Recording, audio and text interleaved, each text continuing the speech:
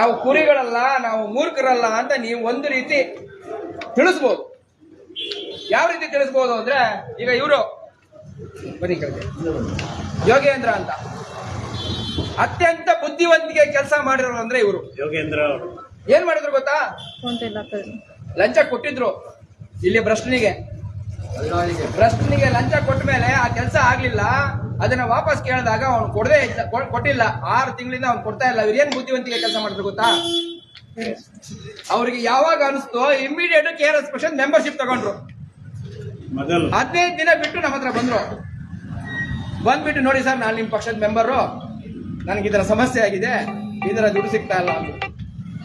ಹೌದಾ, ತೋರಿಸು ಅಂತ ಹೇಳಿ ದಾಖಲೆಗಳು ತಗೊಂಡು ಕಂಪ್ಲೇಂಟ್ಗಳು ತಗೊಂಡು ನಾವು ಇವತ್ತು ಇಲ್ಲಿ ಬಂದು ಇವರಿಗೆ 40,000 ರೂಪಾಯಿ ಏನು ಬಂದಿರಲಿಲ್ಲ ಅದನ್ನ ವಾಪಸ್ ಕೊಡಿಸಿದ್ವಿ.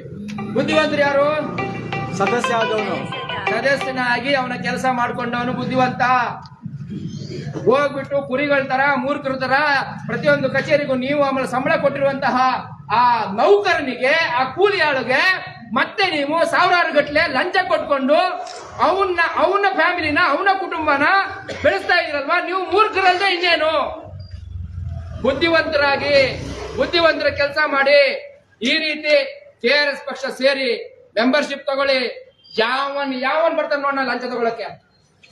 ನಿಮ್ಮ ಹತ್ರ ಲಂಚ ಕೇಳಕ್ಕೆ ಯಾವನಿಗೆ ಧೈರ್ಯ ಇದೆ? ಇದರ ದಲ್ಲಾಳಿಗಳು, ಯಾವನಾದ್ರೂ ದಲ್ಲಾಳಿಗಳಿದ್ರೆ ಬರ್ರಪ್ಪ ಮುಂದೆ.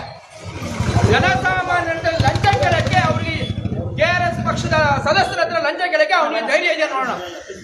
ಧೈರ್ಯ ಇದ್ರೆ ಅವ್ನು ಮುಂದೆ ಬರ್ಬೇಕು.